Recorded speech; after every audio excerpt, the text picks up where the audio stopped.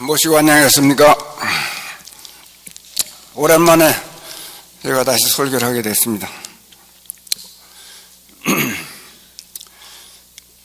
인간이 행복하기를 원하는 사람은 아마 없을 겁니다.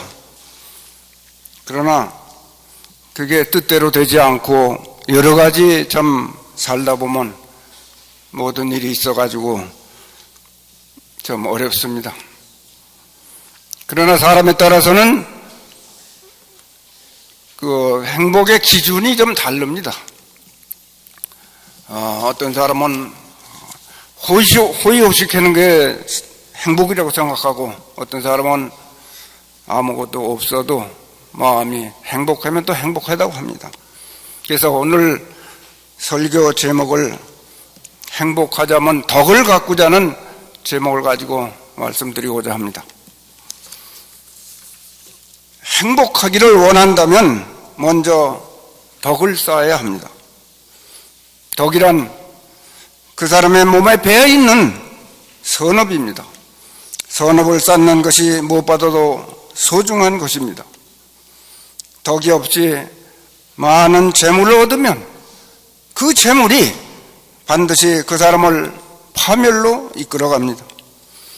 덕이 없는 사람이 사업을 열면 한때는 잘 되는 듯이 보여도 어느 날에가 반드시 실패의 고배를 들게 됩니다.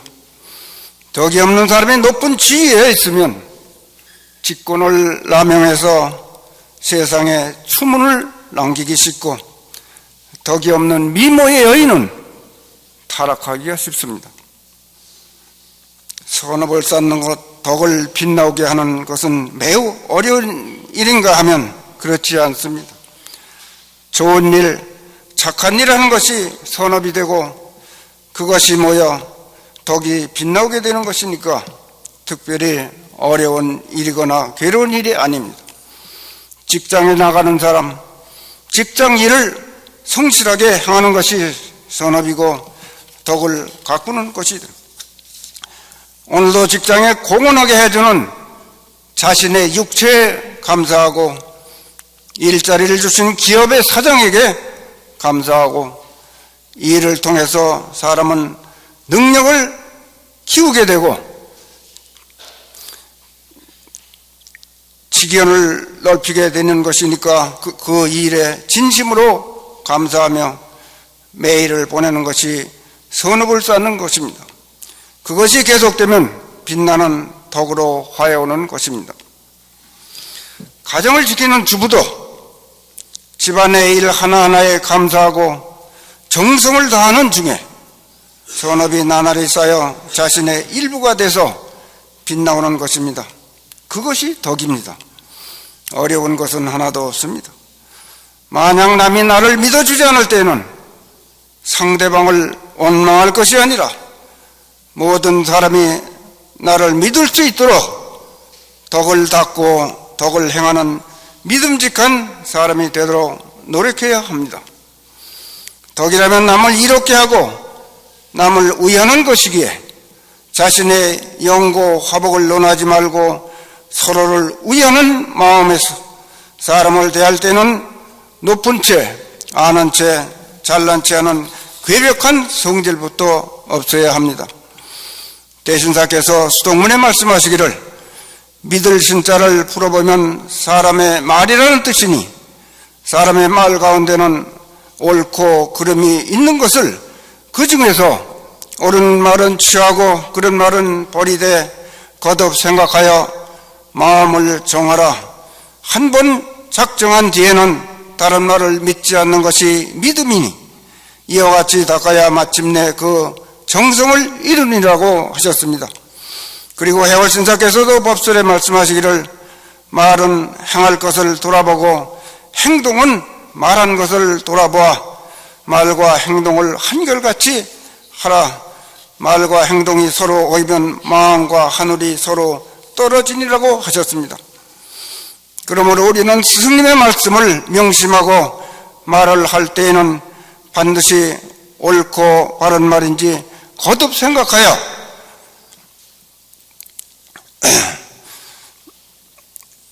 말한 것을 돌아보아 말과 행동을 한결같이 해야 합니다. 만약 말과 행동이 서로 어기면 마음과 하늘이 서로 떨어지니라고 하셨으니 말 한마디 하는 것이 얼마나 중요한가를 새삼 느낄 수 있을 것입니다. 이상에서 말씀드린 바와 같이 사람이 서로 믿음을 없다면 가정의 행복은 물론 복지 사회도 이루기 어렵습니다. 더욱이 교인 상호 간의 믿음이 없으면 서로 갈등이 심화되어 도에서 이탈하는 사람도 있게 됩니다. 새로운 세상의 준비는 많은 말이 아니라 믿음 하나를 확실히 하는 데서 시작되어야 할 것입니다. 큰 일을 해야 빛이 나는 것이 아닙니다. 적은 일, 하찮은 일이라도 그 일 하나하나에 정성을 다하고 있으면 그 선업이 어느 날 덕으로 빛나오는 것입니다. 하루에 몇 번을 하는 집안의 청소라고 하더라도 이렇게 청결하고 말끔히 청소하고 정돈해서 가족들의 생활을 상쾌하게 해드리자고 하는 정성으로 행하는 청소는 집안을 청결하게 할 뿐 아니라 자신의 마음을 맑게 정화하게 되는 것으로 그것이 선업이 되고 진리의 수행이 되는 것입니다. 세탁을 하거나 주방일을 하거나 간에 가족의 행복을 위해 정성을 다해서 행하는 모든 일은 모두가 선업으로 그것이 모이고 쌓여서 덕이 빛나오게 됩니다. 아내가 만든 음식을 맛있게 들어주는 남편이 있는 것, 어머니가 만든 음식을 깨끗이 먹어치우는 자녀들이 있는 것, 그리고 부부나 모자의 연으로 서로 단단히 맺어져 있는 불가사의한 인연을 돌이켜볼 때 소중함이 한층 더해지는 것입니다. 그래서 매일 만드는 음식이지만 매일 만드는 것이 아니라 오늘 저녁 음식은 영겁을 두고 단 한 번밖에 없는 전무후무한 요리라고 생각해서 거기에 온 정성을 다할 때 그것은 매일 반복하는 다반사가 아니라 절대의 지금을 사는 완벽한 생이 되는 것입니다. 한 회사의 사장이 직원의 부상을 매우 마음 아프게 생각하고 깊이 반성을 했습니다. 부상당한 직원은 혼전의 여성이었습니다. 그는 얼마나 상심했을까? 미래의 부푼 꿈이 이대로 시들어버린다면 무엇으로 보상할 수 있을까 하고 자책에 잠겨있는 중에 내가 덕이 부족했기 때문이다, 좀 더 완벽을 가하지 못했기 때문이다 하는 생각이 들어 다음 날부터 새벽에 일어나서 세수를 하고는 기도를 올리면서 마음을 정화하고 인격의 연마에 정진을 하자고 결심한 것입니다. 매일 계속해서 1년 가까이 묵묵히 덕을 쌓는 생활로 일관해온 것입니다. 그런데 돌이켜보니 그 이래로 다시는 사원에게 사고가 일어나지 않은 것입니다. 뿐만 아니라 회사가 비약적인 발전을 거듭해서 매상이 수천억 원에 달하고 있었습니다. 소규모의 회사가 재벌급으로 성장하고 있는 것입니다. 부라고 하는 것은 그 사람의 인격, 심덕의 높이에 비례하는 것입니다. 사원 한 사람의 부상도 자신의 일처럼 생각해서 마음 아프게 받아들이는 덕이 있고 인격이 있어야 하는 일도 잘 되는 것입니다. 그 덕 앞에 재물이 끌려오는 것입니다. 덕이 물질화하는 현상을 일으켜서 재물이 되고 건강이 됩니다. 선과 덕이 하나이고 덕과 복이 하나입니다. 그래서 덕이 없이 부를 이루어 보아도 결코 그 부가 행복으로 화해오지는 않습니다. 실화를 소재로 한 소설에 다음과 같은 대화가 있었습니다. 한 청년이 덕이 높은 스님을 찾아왔습니다. 무엇 때문에 나를 찾아왔는가? 어떻게 살면 되는지 지도를 받고 싶습니다. 지금까지는 어떻게 살아왔는가? 아무것도 모르고 살아왔는가? 예, 모른다고 해도 누워있는 채로는 살 수 없었을 터. 쌀을 먹고 살았을 테지. 25년간 쌀을 먹고 살아오며 그 쌀을 누가 만들었는지 알고나 먹었는가? 농부가 먹었습니다. 이름이 뭐라고 하는 농부지? 모르는가? 이름도 모르고 먹었으니 인사를 드릴 수 없을 테지.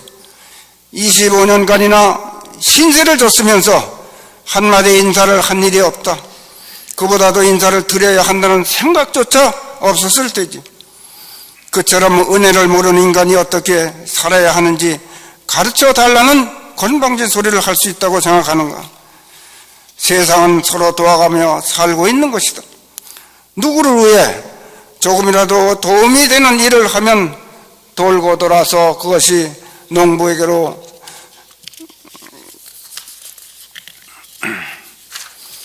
되돌아가서 농부에게 인사를 한 것으로 되기도 합니다. 사람들을 위해서 무슨 일이든 한 일이 있는가? 사람들을 위해서 이 한 생을 바치자고 생각한 일이라도 있는가? 혹시 없다고 하면 25년 공밥을 먹은 것이 되는 것이다.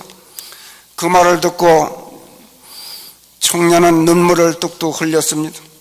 쌀의 고마움을 모르는 사람은 살고 있는 것의 고마움도 모르는 것이 당연합니다.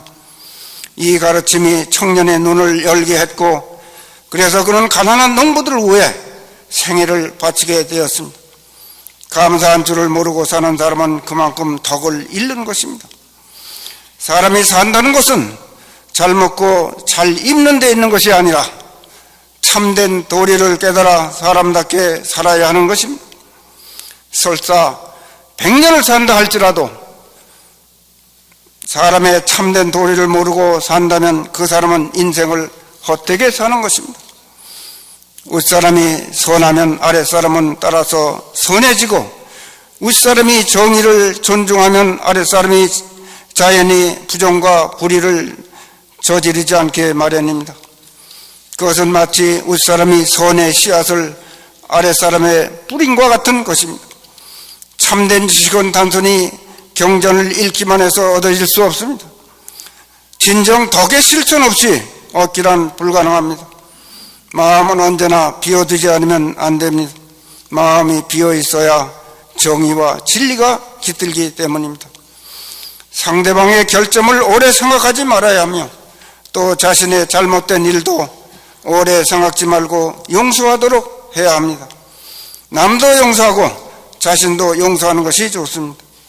그렇게 한다면 기분 나쁜 일도 그 순간으로 끝낼 수 있을 것입니다.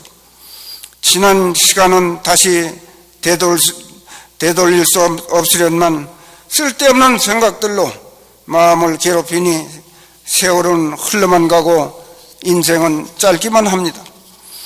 이 세상에는 비난받아야 할 일을 칭찬하는 사람도 있고 칭찬해야 할 일을 비난하는 사람도 있습니다. 그런 사람은 입으로 죄를 짓고 그 죄 때문에 마음의 평정을 잃게 됩니다. 나는 너를 믿고 너는 나를 믿을 수 있어야 합니다. 서로 믿기 때문에 같이 살 수 있고 같이 일할 수 있고 같이 친해질 수 있는 것입니다. 사랑과 협동, 화목, 대화, 희생, 봉사 등 인간의 아름다운 덕이 모두 다 믿음과 신의의 토대 위에서 비로소 가능합니다. 신의와 질서가 무너질 때 모든 것이 무너지고 맙니다. 사랑과 믿음 그리고 행복은 하나의 가치인과 동시에 삶의 기초입니다. 사랑과 믿음의 창조의 토대 위에 행복을 쌓고 즐거운 생활의 요람을 만들어야 합니다. 만사에 소홀함이 없이 될 때 덕은 빛나고 인격의 향기가 만리에 뻗치는 것입니다. 거대한 제방이 개미구멍에서 붕괴가 시작됩니다. 적은 것을 소홀히 하는 일 없으면 만사가 원만해집니다. 모든 국면에 소홀함이 없게 되는 것을 물 한 방울이라도 소홀히 하지 않는 일상의 생활 속에서 자연히 이루어져 오는 것입니다.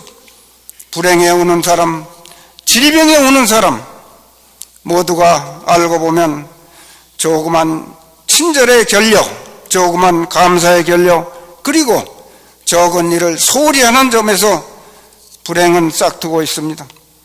적은 일에 실덕을 하고 그것이 반복돼서 모이고 쌓여 키워져서 돌이킬 수 없는 큰 일로 화하고 있습니다.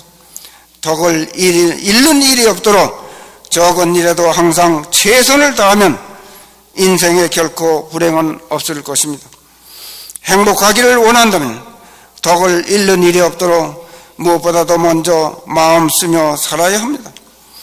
우리 모두는 스승님의 가르침을 살펴보고 그 덕을 늘 생각하며 잊지 아니하고 믿음의 덕행으로 온 집안이 즐겁고 행복이 넘치는 가정 천국을 이루어 나가기를 기원하면서 오늘의 설교를 마치겠습니다. 경청해 주셔서 대단히 감사합니다.